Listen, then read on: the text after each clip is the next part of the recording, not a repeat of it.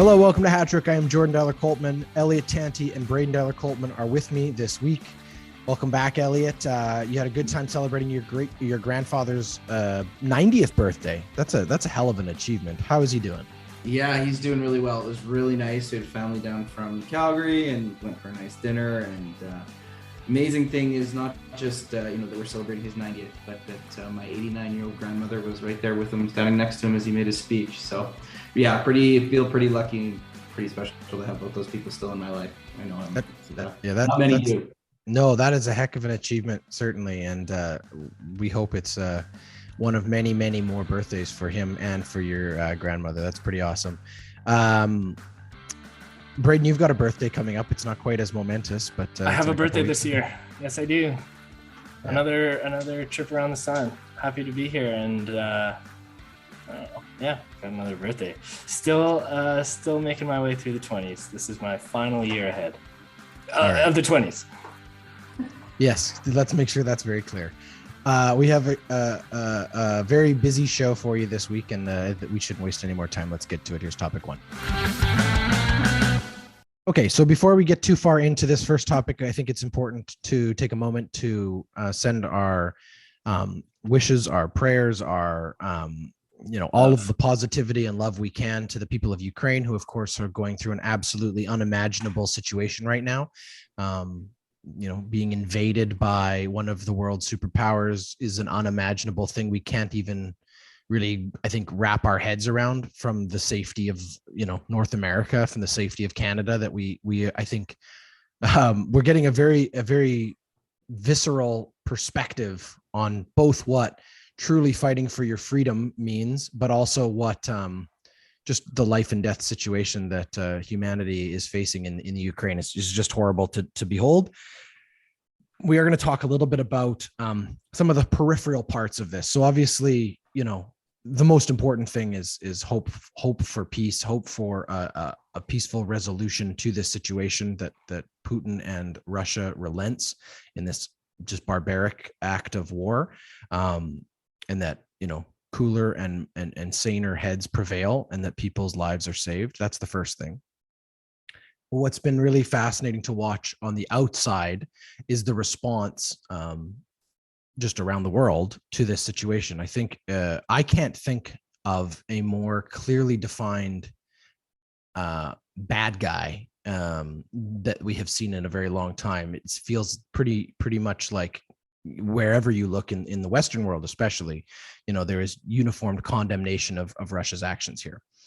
That extends to the sports world. So we're gonna spend some time talking about some of the different reactions from around the sports world, and also some of the actual actions that this has led to. So let's start with this. Obviously, as the events unfolded, the early days of this invasion on the middle of the week, this past week, one of the first sort of major events that had a lot of eyes on it, just coincidentally, was the starting of the F1 season in Barcelona. They had their off-season testing, and right away it became very clear that Formula One was going to be facing some difficult questions about their Grand Prix in Russia. They've already announced that Russian Grand Prix has been canceled. Both Valtteri Bottas, who drives for Alfa Romeo, and also Sebastian Vettel were two of the drivers who came out very quickly and condemned Russia and said they were not comfortable going to Russia even before Formula One did so. We've now seen some rumblings that maybe the IIHF, the International Ice Hockey Federation, may be looking at suspending Russia from all future tournaments, sort of, in perpetuity. I don't know whether there's a time limit or whatever, obviously, until this crisis is resolved.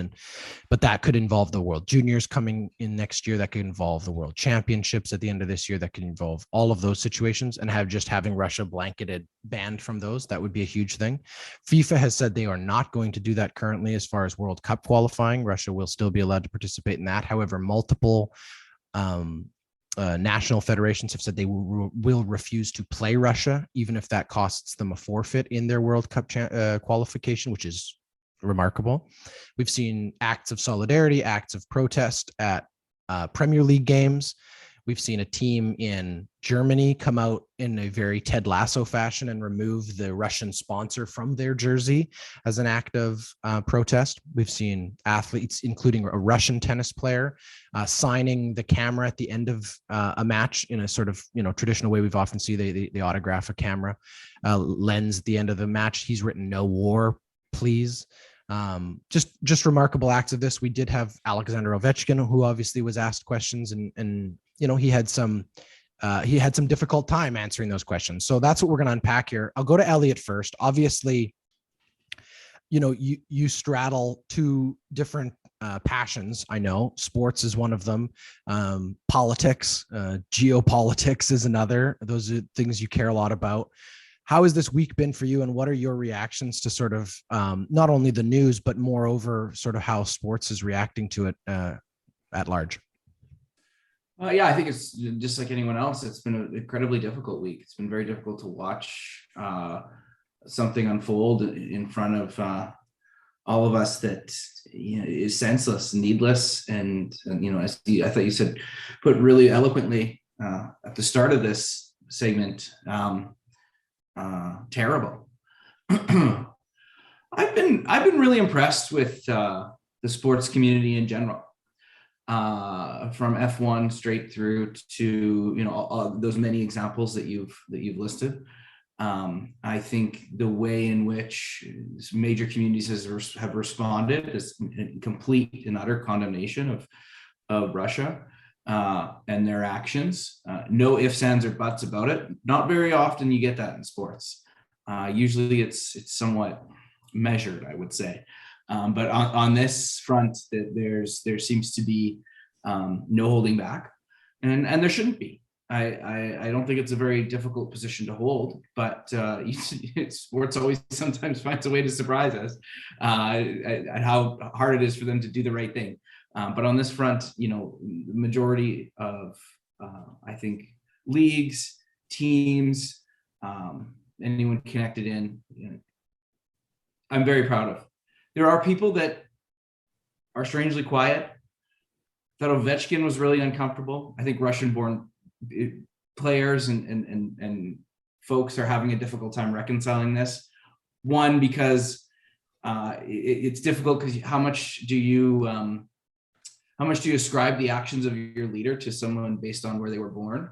But also, I think speaking out against the Putin and the Russian government is incredibly dangerous if you're a Russian national, and so there's that to consider as well too. So maybe not as strong from the Russian side, but largely, I've been happy with the sports world's initial response to this. The question for me is, where does this go in the coming days and weeks and months as we start to turn the channel or look at other things? Braydon? Yeah, I mean, I disagree, Elliot. I think that yes, there have been a lot of athletes and governing bodies in sport come out to condemn this action.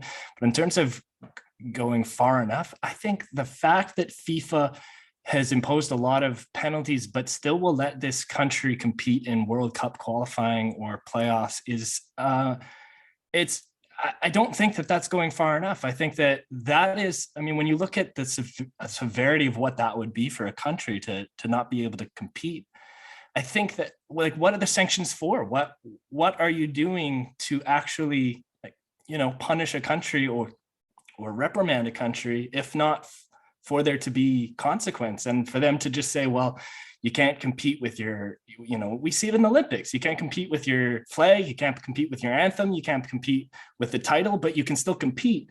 That doesn't seem to matter. They're still allowed to compete as the athletes from these countries. And yeah, maybe there's a part of it is, I mean, it's devastating for the athletes who have no part of this, and they represent, they represent the country. And the country is what these sanctions are.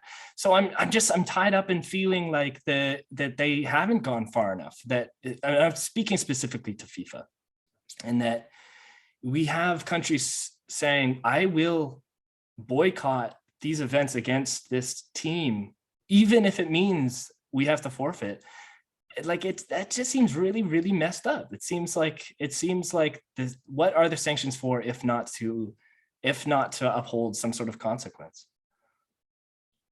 Yeah, I think that's fair. I think, as I pointed out, I think FIFA has kind of been the outlier as far as these the bigger organizations. We will wait and see what the IHF does. It looks like they're going to make a decision Monday or Tuesday of this week, so they may have made a decision by the time you're listening to this. But at the time of recording, that's still up in the air. I think it's difficult because, I think there's two parts of this.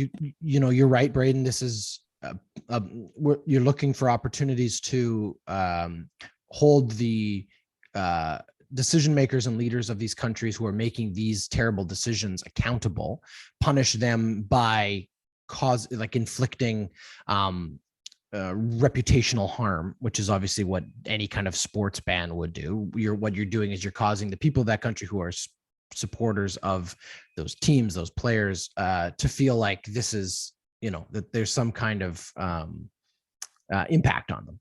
I don't know how much of a difference it's truly going to make to what Putin's doing. I don't think that he's going to decide not to continue with his, chosen course of action here based on whether or not the World Cup qualifiers are happening. To be completely honest, I think it is symbolic, but I think that there is importance in symbolism, certainly in these things. There is importance in unity. There is importance in a collective condemnation, because it points out that not only for, the people of Russia who are perhaps not in agreement with Putin's opinions, that other people around the world agree with that and are condemning his actions. Not that they may or may not even know that that's happening with state-run media, but we'll see.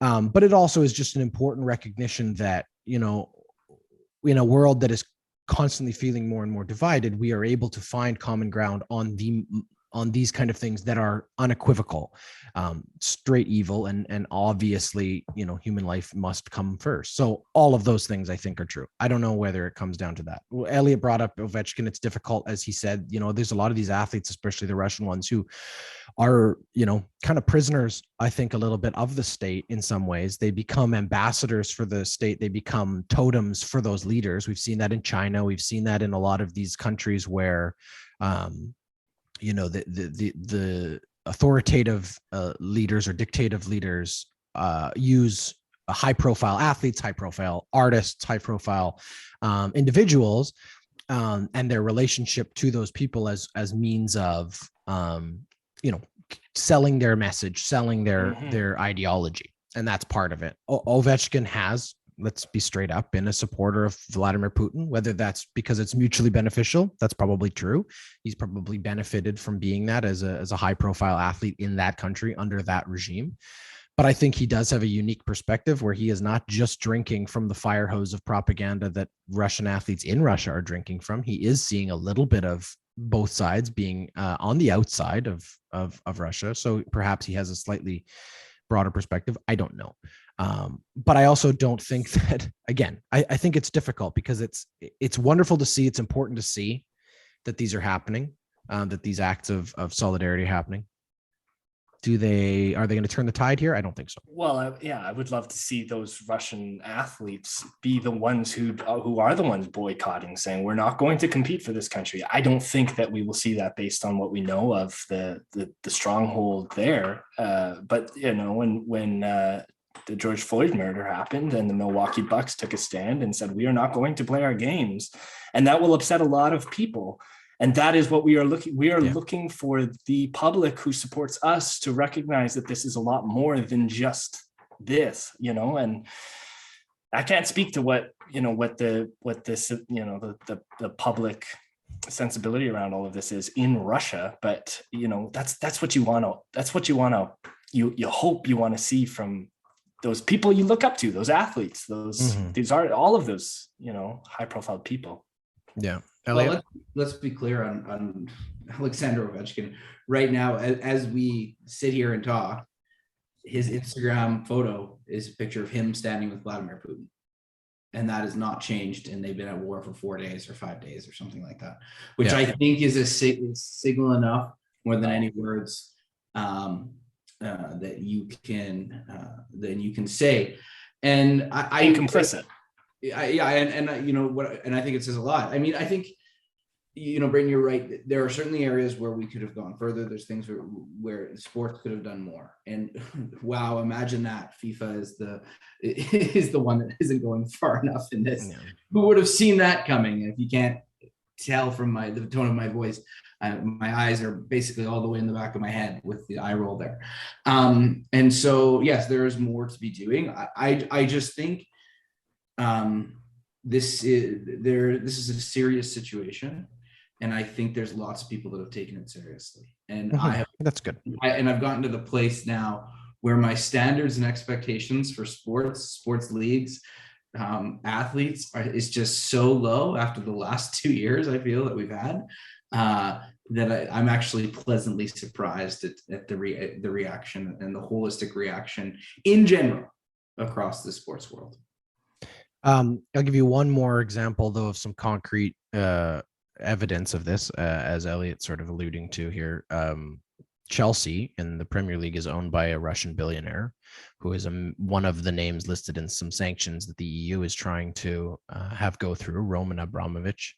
He has relinquished ownership of the club to the the foundation, the charitable foundation that stewards the Chelsea FC. So he's not sold his club, but he's relinquished control of them under this pressure, which is something to suggest that, you know, it's an act of some type of leadership change. Whether or not, you know, it means anything in the long run, I don't know. But it's just another example of some of the reaction from all of this. Any last thoughts, Braydon? No, I don't have any last thoughts. I want to see more, but I don't want to see any more happen. You know, any more harm happen in the Ukraine. Yeah, I think that probably sums it up for all three of us. I think that's the most important thing here. All of this symbolism and solidarity is very important. It's nice to see. It's important to see. But at the end of the day, it should not have been necessary, and it should be unnecessary very quickly, because we should be seeing a peaceful resolution, as we've said, to this whole situation, that saves, hopefully, many more lives, and we can see a peaceful resolution soon. Let's leave it there. That's topic one. Hey, if you're a fan of Hat-Trick Sports, then I promise you are going to love the Backyard Basketball Podcast. Hat-Trick's very own Braydon Dollar-Coltman sits down every Wednesday with his best bud, Christian Steck. And together, they break down all the news, rumors, transactions from around the basketball world. Whether it's the NBA or college hoops, these two guys love talking basketball, and you are going to love listening every Wednesday on the Backyard Basketball Podcast. Okay, topic two. I don't think we've ever, well, that's not true. We have talked golf. It's been Tiger Woods related. I don't think we've ever talked about Phil Mickelson before. We're going to talk about Phil Mickelson, who has very quickly become kind of just a flashpoint in the world of golf. For those, let's give some context here. So there has been recently rumblings of a breakaway super league for golf. I'm not sure that's the exact correct way to describe it, but basically, the PGA Tour has been the predominant, professional golf entity in the world for as long as it's been around, and it has never really been challenged by any sort of upstart competitor the way certain other leagues have. There is this Saudi Golf League that is being led by former PGA champion Greg Norman, or at least he's sort of the golf figurehead that has been appointed to help lead this effort to create a super league led by the Saudi government, who have obviously put billions and billions of dollars into sports in the last couple decades. The idea being that it would have a limited number of some of the best players from golf invited in. They would be making, tens of millions of dollars, a lot more money than they're making currently in the PGA Tour. That would be how they would be enticed to be there. It would be a competitor to the PGA. They'd have their own tournaments, all of that. So this is happening. Phil Mickelson apparently was approached, obviously, as I'm sure many golfers who just haven't admitted that they've been approached have been, but he's a very, very successful golfer at this point in his career. He was then, asked about it, and had some very interesting things to say. I'll read some of it to you, and there is some colorful language. So they're fucking scary to get involved with. We know they killed Khashoggi, who of course is the Washington Post reporter, and have a horrible record on human rights. They execute people over there for being gay. Knowing all of this, would I even consider it? Because this is a once in a lifetime opportunity to reshape how the PGA Tour operates. So that obviously turned some heads and got some clicks and got some attention.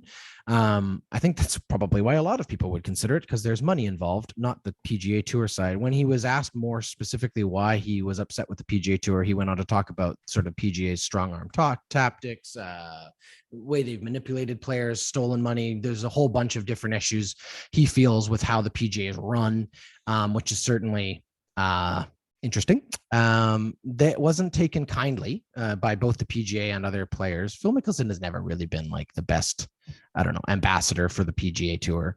He's been kind of one of those guys. First, he was Tiger's rival for all those years, and he's always been the other guy. A lefty. Yeah, sure. The fallout from these comments, though, which he did walk back with a apology, has led to almost all of his sponsors dropping him. A tournament that he is the title host of dropping him, and sort of this feeling that he's sort of, I don't know, alienated himself from the sport. The question is this: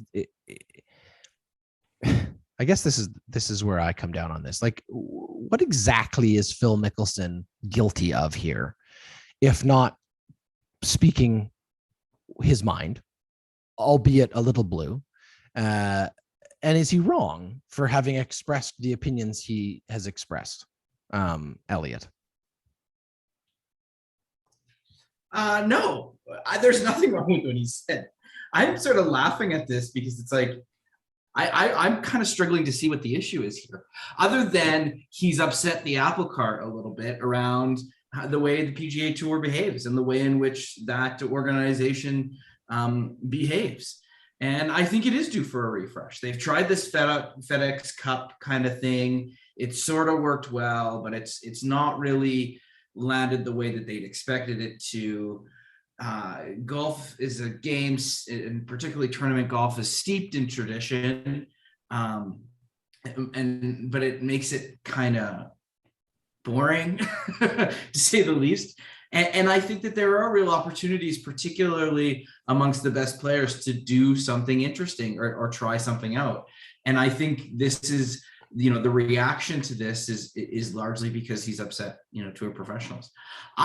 With regards to Saudi Arabia, I mean, other than being somewhat like not being very tactful, what he said isn't wrong.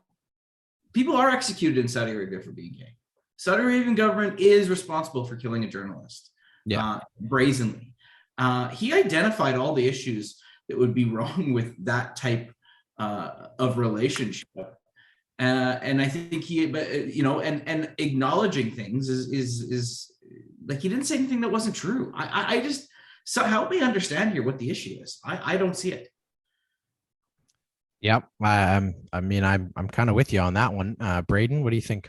Well, I think I'm with you in the sense that he didn't say anything necessarily other than just to upset the apple cart, like you said, just to upset the institution and the whole, he's got some gripes with the way that it's run, and I think he's got every right to. He's made his mark on the league, on the sport. I don't know if there was any truth in him actually wanting to go and make this opportunity happen. And yeah, I think when it comes to a league in Saudi Arabia, there are definitely certain things that you want to be mindful of if you're going to go and make something like that happen. However, in respect to growing the sport internationally, I think that there are a lot of opportunities. But I think some of the other athletes, like Rory McIlroy had a really strong opinion of like, who else is going to play? How are you going to make up the rest of the field? If Phil went, then you'd have one guy because everybody else is quite loyal to the PGA Tour. And I don't see that changing, especially with the athletes that are competing in the PGA right now. The PGA Tour obviously has come out, and and their big issue, I think, with this whole Saudi league is just the fact that they don't have the money to match this. They don't have the money to really compete if this becomes an issue. They've basically said any player who goes to this other league will be banned from the PGA Tour for life. They're trying to pump money as fast as they can into these players' opportunities so that they can sort of blunt the opportunity for the Saudi experiment to happen. I mean, they've already, I think, raised the 2021 Players Championship purse to 15 million, as well as introducing like a $40 million player impact program, which is basically like a bunch of bonuses in like a pool for the players to win at different times, because they've recognized that, I mean, some of the numbers that, I mean, whether they're true or not, some of the numbers that have been thrown around about this include, hundreds and hundreds of millions of dollars for these guys to compete with. There was a graphic I think ESPN had up the other day that suggested that one of the offers that Bryson DeChambeau has been offered is in the range of like $500 million to go and compete with, like, to go play here, for the rest of his career. I mean, it's ridiculous money. It's stupid money. And at the end of the day, why wouldn't these guys go and take it if they're competing for, half of that in maybe their entire career? I don't know. Ethics. Sure. And that's the thing, right? That's where this comes down. This is what this comes down to. But as what he's saying is true, which is, if you can stomach that part, the money is very interesting. And I think what's also important is what he was really, I think what we're missing in what he was saying is that what he's pointing out is he's not saying he should go, he's going to go and compete here. What he is pointing out is that just the fact that this exists, he thinks there's a benefit to the players that this is happening, because it's putting pressure on the PGA Tour. And I think that's where perhaps, the PGA has taken exception to what he said, obviously, because he's exploiting the leverage that they don't have. Well, and I think that's draconian, to be honest. Yes, correct. And I think the response from his sponsors, who are largely, I think, probably tied up and equal sponsors with the tour, the tour itself, is reflective of that. Stepping back from Phil Mickelson and golf in general, this is part of an emerging trend, I think, in sports where there's lots of money and new money in other places of the world. And this is not the first conversation that's been had in the last year, I think, about a super league, right? Wasn't there one in soccer that they were exploring, like on that, and that caused, there was a Champions League Super League, like it was like the Champions League or something like that, and they were exploring that as well too. And hey, similar backlash by the quote unquote traditionalist league, and that I think there are significant sanctions and significant pushback from them as well too. But I wonder if this isn't going to be an emerging trend in a number of different sports. And the PGA Tour may be strong enough to repel this type of action, but would other sports organizations be able to? I'm thinking like a rival tennis league, for example, if there was the money there to do something like that. Or some of the smaller sports where there maybe isn't as much money. I wonder if we're not going to start to see this emerge in other spaces as well, like luge. The rival luge league. I'm not sure there's a lot of money in luge currently, or snow in Saudi. Yeah, I think they do have an indoor ski resort in Saudi Arabia, and if not, they definitely have one in Dubai. I don't know. It's a very interesting situation, I guess. Well, let's leave it there and see how it unfolds in the future. That's topic 2.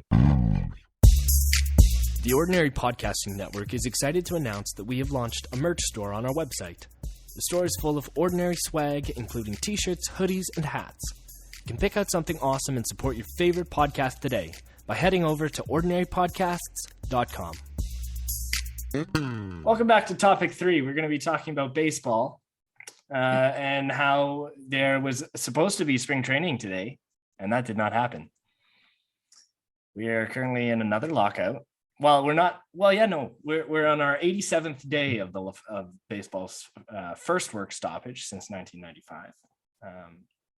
Riveting times, Jordan. Yeah, Yeah, Are you sad that we missed some spring training today, or what are your feelings? No, I think as I said previously on this topic, I don't care.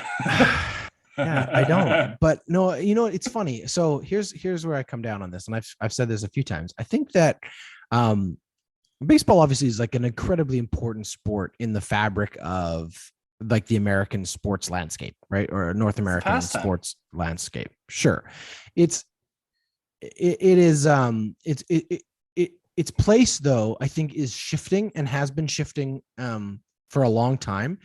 The dominance it once held is gone. I think it is struggling to compete in different parts of the country in ways it never has before. Its only real, I think, lasting thing is the ability to, hold content attention on television every single day of the summer, every single day of the spring, and most of the fall into October. There's a lot of baseball to be consumed. So they chew up a lot of television minutes, and that is to their advantage. Here's where I come down on all of this. Elliot had a great argument about the Olympics feeling like they were shifting in importance. And I think baseball is in the same place. It is a traditional thing every spring to feel like baseball's coming back. I don't feel like people are as worried or as upset on the whole about a work stoppage as they might have been 20 years ago. I don't feel like it is grabbing the headlines and attention in the sports infrastructure the way it might have. I think that's because there's so many other things, and there's so many other sports that are actually playing games, that the conversations around the baseball sort of fights in back rooms just aren't as dramatic as they were when we had less things to be distracted by. I think that's kind of where I come down. Is it important? Sure it is. Like, baseball's still an important part of the sports ecosystem, as I said, but I don't think that it is. I don't think people care as much as they would have a while ago. I know I certainly don't. I don't know how the two of you feel about that, but like, I'm not losing sleep over it, certainly. I think I care more than you, but less than Braydon. I don't know. Like, for me, I think those points are all really well made, Jordan. And oftentimes labor disputes offer an opportunity for reflection. I remember during the year in which the NHL had to cancel the entire season, you had the league. There was some soul searching done and some rule changes made to sort of open up the game and make it more exciting and interesting. And I wonder if we're not on the verge of something here as well with baseball too. I know there are the traditionalists, and the traditionalists continue to have outsized voice and influence in the game. But I wonder if MLB isn't a little bit shocked at maybe the lack of attention it's getting about its labor dispute. And because normally this would be a big story. I mean, it still is, but bigger story, I think. And so I wonder what impact that's going to have. And I think it's something worth watching. The other thing I would say is maybe we're not feeling the impact yet. And Jordan, you're not feeling the impact yet because it is just spring training. It hasn't unless happened you're yet. like a unless you're like a diehard baseball fan, pitchers and catchers reporting is not really that big of a deal. Like, but when the first game of the season isn't played, that means something different. That changes the outcome for people, and maybe that elevates in people's minds. But those for games every day, I think that's when you're going to start to notice something really affect. I mean, specifically baseball fans. Like, you're right, Jordan. There's not that kind of worry when you're not following and you're not. But we haven't had a traditional off season because of this stoppage. So a lot of player movement hasn't taken place yet. A lot of the things that we want to start to see happen in the negotiation. Like, I think for me, the frustrating thing in this whole thing is down to the commissioner. I really think that there's a person here, and I share the same sentiment in other leagues, that the commissioner is holding back what the future of baseball is capable of.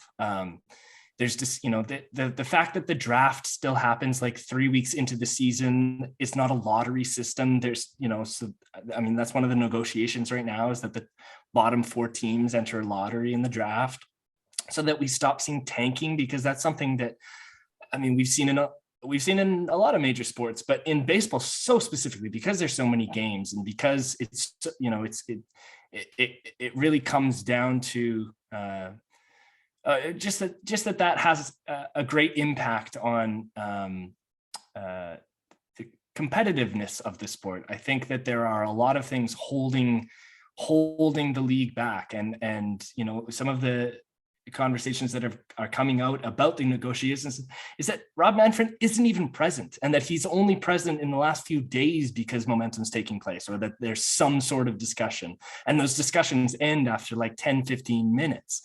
So I just think that there's still quite a divide here, and I mean, I worry that we're going to see a lot more than spring training canceled. Sure, I think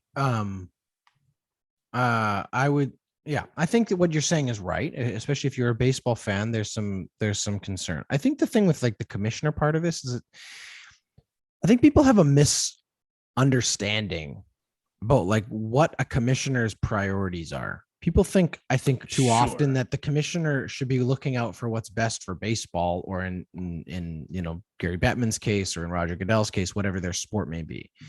I think at the end of the day, you have to remember their priority, and the only thing they are looking out for is the bottom dollar of their owners. See, funny you say that. It's funny you say that. I do agree with you. I do agree that is the job title. However, the one commissioner that you did not mention was Adam Silver, because he is that kind of commissioner who looks out for his players first, who looks out for the culture of the sport. I don't think that's true, but I think that he is better. I think he's better at presenting himself in that way. Here's what I would challenge you on. Why can't the others do that? Well, let me tell you. Why is there a commissioner in the NHL that is constantly booed? Totally. Why do we want that? Let me tell you why. Because again, who they are working for is the key part of the culture and identity surrounding the league. And the National Basketball Association has a much more diverse, a much younger, a much more, I think, forward, innovative, progressive ownership on the whole than any of those other leagues does, right? NFL's owners are old white billionaires. Yes, but when you just mentioned diversity in the league, not so rich white billionaires. Yeah. Baseball is old money. It is old conservative ways of thinking about their product. And the NBA has guys like Cuban. It has guys like Ballmer. It has guys like Michael Jordan. It has guys like across the board, all of those owners who are different innovators and thinkers. And that is why Adam Silver represents them in a different way than any of these other leagues. Baseball's owners are not excited about what is coming next. They are more concerned about whether or not they are getting theirs. Who pays those owners? The fans. That's it. So why is the league not focused on what the fans need and deserve and want? Because they don't think that way. And I think that's what's unfortunate. They believe they know what the fans want, which is what I believe. They have a product to sell. If you've got a commissioner who's representing these owners, don't you want the commissioner to be able to challenge and really put forth what will help those owners when it comes to? Of course, we'd all want that, but that's not how it works. It's just not how it works. Well, it should. It should. I don't disagree. I think you're both kind of right in a lot of ways. Like they're sort of how it is and how it should be. This is why I think there's a reckoning emerging, because I do think baseball teams are struggling. And I think the top 5-10 richest clubs aren't going to have issues, but where they're really struggling is the bottom 20, right? The bottom 22. And I think that's going to lead to a different type of response change. I think it's what's leading to this labor issue right now, is that everyone recognizes that something needs to change, but no one knows how or why, right? And I think that's the challenge here, is that you have an ownership group that, as Jordan said, is old money, and it's old money, but oftentimes like deeply invested in the cities in which they exist. And there's not a lot of willingness to change things, but I think something's coming, because I think this is the lack of response from the general public that I've seen, that I've felt, that I currently am feeling myself, means that there's something needs to change in this space. I would also offer this, Braydon. I think that there is a risk in like the leverage that viewers have, that the baseball fans have, kind of goes to what Elliot was just saying, which is that if they show an apathy and we don't really care that baseball is not here right now, that actually lights more of a fire under those owners and under those commissioners to feel like, holy shit, we could lose this altogether.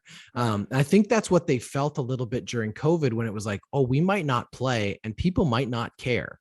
And that's a problem. They have to recognize that but the reality is the CFL. Sure, exactly. No, exactly. But this is what I'm saying. You're bringing up this should matter more.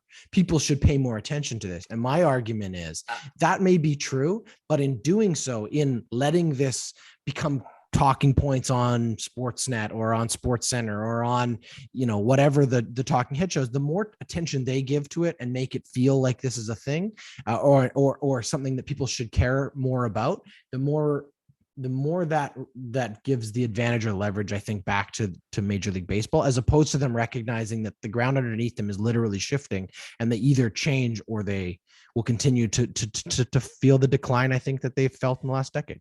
Yeah, I think it's less the apathy of the general public towards the situation and more my frustration with the apathy of the commissioner and in the negotiation. It doesn't feel like there's any interest, and the stubborn nature of the first negotiating session he was at was in April when it began. Yeah, and he's negotiating. That's right. That's a tactic. That's a strategy. Sure. Okay. You know what I mean? Like that's. But I don't, because there have been multiple opportunities to re-engage, and of course I feel like no, of course, but like labor, law is always based on a perception, right? No, but it's about perception. It's about saying, well, we don't really need. We're not in a desperate position here. We don't need to make it look like we're too afraid to continue this lockout. We're not afraid of a labor shortage. We're okay if that happens, because if you're positioning yourself in a way that suggests that you're desperate, you're going to get a desperate result, right? That's, I guess, what I'm saying. So I wouldn't read too much into that. I think that there's a lot more negotiating going on behind the scenes than we're privy to, but I don't know. It's interesting for sure. It shows a lack of interest. Even if that's a tactic, for sure. It shows that you've got a leader or a governing body here that doesn't care enough to find a solution to help those. I don't know. That's exactly what he's trying to project. That's exactly what he's trying to project, and it pisses off fans. Pisses me off. It pisses off fans, but that's exactly. He's not in the room, so a real decision's not going to get made. They're just there's other people negotiating, right? When he comes in and when he gets involved, he's not going to be there until it's close to the end. And then he can be the hero. Because they're nowhere near each other in terms of where this is going to land. Yeah, and that's why I think that we are going to look at cancel games this year. I really feel that way. Yeah.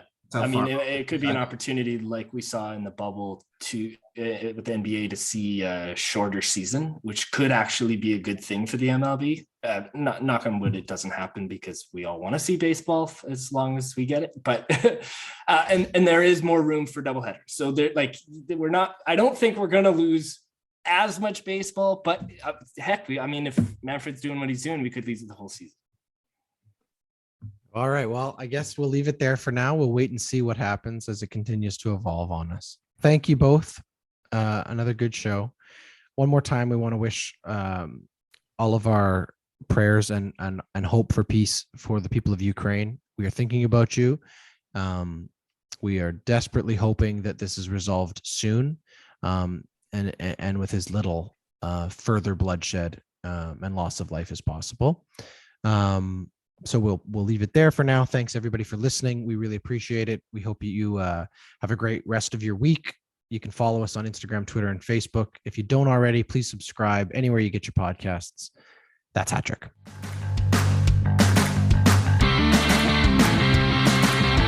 Hat Trick is a member of the Ordinary Podcasting Network. It's produced every week by Jordan Dowler-Coltman and Braydon Dowler-Coltman. You can follow us on Instagram, Twitter, and Facebook. Thanks for listening.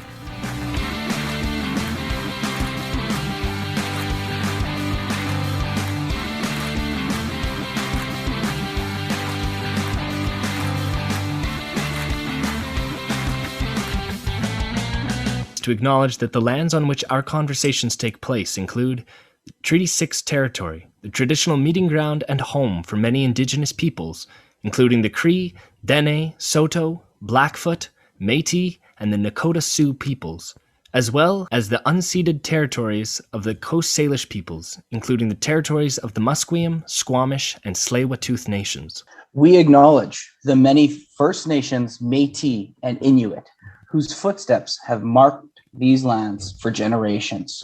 And we extend our appreciation for the opportunity to live, create, and share stories on these territories. The Ordinary Podcasting Network intends to engage in conversations and dialogue which acknowledge that reconciliation is not a destination, but a journey, and that we remain committed to practicing our craft in a decolonized space.